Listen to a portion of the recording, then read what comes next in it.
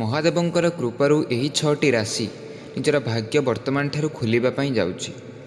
ଉନ୍ନତି ଏମାନଙ୍କ ପାଖକୁ ଆସିବ। ଏମାନେ ଆଶା କରିଥିବା ସେ ସବୁ କାର୍ଯ୍ୟ ଅତି ସହଜରେ ହୋଇଯିବ।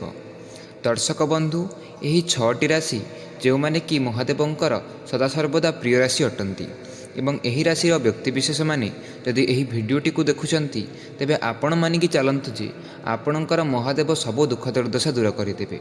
ଯେକୌଣସି ସମୟରେ ଆପଣଙ୍କ ଉପରକୁ କୌଣସି ପ୍ରକାରର ସଙ୍କଟ ଆସିବ ଏବଂ ଆପଣ ନିଜ ଜୀବନରେ କଷ୍ଟ ଅନୁଭବ କରିବେ, ତେବେ ମାନିକି ଚାଲନ୍ତୁ ଯେ ଏହି ସମୟରେ ମହାଦେବ ଆପଣଙ୍କର ରକ୍ଷା କରିବେ। ଏହି 6ଟି ରାଶି କେବଳ ଏହି ବର୍ଷ ନୁହେଁ, ବରଂ ଆଗାମୀ ଦିନମାନଙ୍କରେ ମଧ୍ୟ ଏମାନେ ମହାଦେବଙ୍କର କରୁଣା ପ୍ରାପ୍ତ କରିବା ପାଇଁ ଯାଉଛନ୍ତି।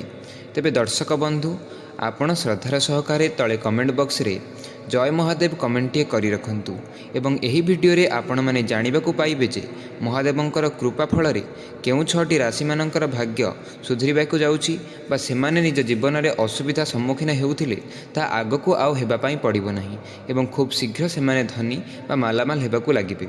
ତେବେ ଦର୍ଶକ ବନ୍ଧୁ, ଆସନ୍ତୁ ଆମେ ଏହି ଭିଡ଼ିଓରେ ଜାଣିବା ଯେ କ'ଣ ସେହି 6ଟି ଭାଗ୍ୟବାନ ରାଶି ଅଟନ୍ତି ଯେଉଁମାନେ ଭୋଳାଶଙ୍କରଙ୍କୁ ପ୍ରସନ୍ନ କରିପାରିଛନ୍ତି ଏବଂ ଭଗବାନଙ୍କର କୃପା ସେମାନଙ୍କର ଉପରେ ରହିଛି। ଦର୍ଶକ ବନ୍ଧୁ, ଏହି 6ଟି ରାଶିର ବ୍ୟକ୍ତିବିଶେଷମାନଙ୍କର ଉପରେ ଗ୍ରହଦୋଷ ଆଦୌ ରହିବ ନାହିଁ ଏବଂ ଯଦି କିଛି ଅସୁବିଧା ସେମାନଙ୍କର ବର୍ତ୍ତମାନ ଥିଲା, ତେବେ ଅଳ୍ପ ଦିନ ମଧ୍ୟରେ ସେ ସବୁ ଦୂରେଇ ଯିବ ଏବଂ ଏମାନେ ନିଜ କାର୍ଯ୍ୟ ସଂସ୍ଥାରେ ପ୍ରଶଂସା ପାଇପାରିବେ। ଯଦି ଆପଣ ପାର୍ଟି ପଲିଟିକ୍ସରେ ଯୋଗ ଦେଇଥିଲେ ଏବଂ ଏହି 6ଟି ରାଶି ମଧ୍ୟରୁ ଆପଣଙ୍କର ରାଶି ରହୁଛି, ତେବେ ଆପଣ ମାନିକି ଚାଲନ୍ତୁ ଯେ ଆଗାମୀ ସମୟରେ ଆପଣ ଯେଉଁ ବି କାର୍ଯ୍ୟରେ ହାତ ଦେବେ ସେଥିରେ ଆପଣଙ୍କର ନିଶ୍ଚିତ ଭାବରେ ଲାଭ ହେବ ବା ସେଥିରେ ଆପଣ ବିଜୟ ହାସଲ କରିପାରିବେ। ଆପଣଙ୍କର ବୁଦ୍ଧି ବଳରେ ଆପଣ ନିଜ ପରିବାରରେ, ନିଜ ସମାଜରେ ଆପଣ ପ୍ରଶଂସା ପାଇବା ପାଇଁ ଯାଉଛନ୍ତି। ଏଭଳି କିଛି କାର୍ଯ୍ୟ ଆପଣ କରିବା ପାଇଁ ଯାଉଛନ୍ତି ଯାହାଫଳରେ ଅନେକ ଲୋକଙ୍କର ମଙ୍ଗଳ ହୋଇପାରିବ ଏବଂ ଆପଣ ଆଶା କରିଥିବା ସେ ସବୁ କାର୍ଯ୍ୟରେ ସଫଳତା ଆପଣ ପାଇପାରିବେ। ଦର୍ଶକ ବନ୍ଧୁ, ଆସନ୍ତୁ ଆମେ ସର୍ବପ୍ରଥମେ ଜାଣି ରଖିବା ଯେ କ'ଣ ସେହି 6ଟି ରାଶି। ସର୍ବପ୍ରଥମେ ଯେଉଁ ରାଶି ରହୁଛି ତାହା ହେଉଛି ମେଷ ରାଶି। ମେଷ ରାଶିର ବ୍ୟକ୍ତିବିଶେଷମାନେ ବହୁତ ଶାନ୍ତ ହୋଇଥାନ୍ତି। ଏମାନେ କିଛି କହିବା ବା କିଛି କରିବା ପୂର୍ବରୁ ବହୁତ ଚିନ୍ତା କରିଥାନ୍ତି ଏବଂ ଏମାନେ କରିଥିବା କାମ ପ୍ରାୟତଃ ସଫଳତାରେ ପରିଣତ ହୋଇଥାଏ। ତେବେ ଦର୍ଶକ ବନ୍ଧୁ, ଯଦି ଆପଣ ମେଷ ରାଶିର ବ୍ୟକ୍ତି ଅଟନ୍ତି, ତେବେ ମହାଦେବଙ୍କର କରୁଣା ଆପଣ ପାଇଛନ୍ତି ଏବଂ ଏହା ଫଳରେ ଆଗାମୀ ଦିନମାନଙ୍କରେ ଆପଣ ସଫଳତା ପାଇପାରିବେ।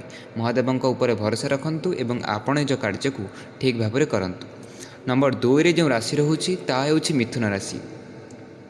12ଟି ରାଶି ମଧ୍ୟରୁ ନମ୍ବର 3ରେ ଆସୁଥିବା ରାଶି ହେଉଛି ମିଥୁନ ରାଶି ଏବଂ ମିଥୁନ ରାଶିର ବ୍ୟକ୍ତିବିଶେଷମାନେ ଜାଣି ରଖନ୍ତୁ ଯେ ଆଗାମୀ ସମୟଟି ଆପଣଙ୍କ ପାଇଁ ଉନ୍ନତିକର ରହିବ ଏବଂ ଆଗାମୀ ସମୟରେ ଆପଣ ଚାହୁଁଥିବା ସେ ସବୁ କାର୍ଯ୍ୟ ନିଶ୍ଚିତ ଭାବରେ ନିର୍ଦ୍ୱନ୍ଦ୍ୱରେ ସଫଳତା ଆପଣ ପାଇପାରିବେ ଏବଂ ମହାଦେବଙ୍କ ଉପରେ ଭରସା ଆପଣଙ୍କର ରହିଛି। ମହାଦେବଙ୍କୁ ପ୍ରସନ୍ନ କରନ୍ତୁ, ମହାଦେବଙ୍କୁ ଆରାଧନା କରନ୍ତୁ, ନିହାତି ଭାବେ ଆପଣ ନିଜ କାର୍ଯ୍ୟରେ ସଫଳତା ପାଇବେ। ନମ୍ବର 3ରେ ଯେଉଁ ରାଶି ରହୁଛି ତାହା ହେଉଛି ସିଂହ ରାଶି। ସିଂହ ରାଶିର ବ୍ୟକ୍ତିବିଶେଷମାନେ ଯଦି ଏହି ଭିଡ଼ିଓ ଦେଖୁଛନ୍ତି, ତେବେ ସର୍ବପ୍ରଥମେ ଆପଣ ତଳେ ଜୟ ମହାଦେବ ଆପଣ କମେଣ୍ଟଟିଏ କରି ରଖନ୍ତୁ, କାରଣ ସିଂହ ରାଶିର ବ୍ୟକ୍ତିବିଶେଷମାନେ ଜାଣି ରଖନ୍ତୁ ଯେ ମହାଦେବଙ୍କର କରୁଣା ଆପଣଙ୍କ ଉପରେ ସବୁଠାରୁ ବେଶୀ ରହିଛି ଏବଂ ସିଂହ ରାଶିର ବ୍ୟକ୍ତିବିଶେଷମାନେ ଯଦି ଆପଣ ଛାତ୍ର ବା ବିଦ୍ୟାର୍ଥୀ ଅଛନ୍ତି, ବର୍ତ୍ତମାନ ଆପଣ କୌଣସି ପରୀକ୍ଷାକୁ ଦେଉଛନ୍ତି, ତେବେ ଆପଣ ମାନିକି ଚାଲନ୍ତୁ ଯେ ସେହି ପରୀକ୍ଷାରେ ଆପଣଙ୍କର ଫଳାଫଳ ନିଶ୍ଚିତ ଭାବରେ ଭଲ ହେବ।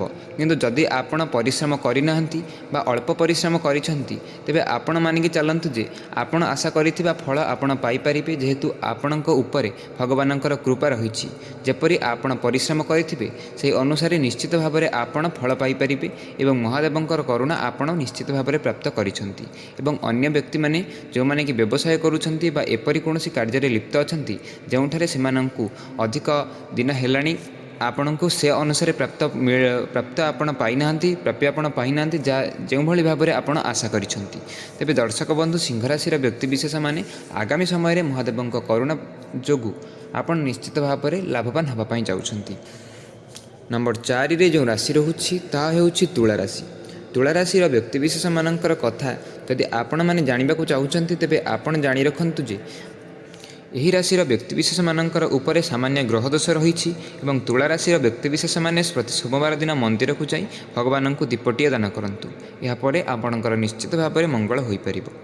ନମ୍ବର 5ରେ ଯେଉଁ ରାଶି ରହୁଛି ତାହା ହେଉଛି ଧନୁରାଶି।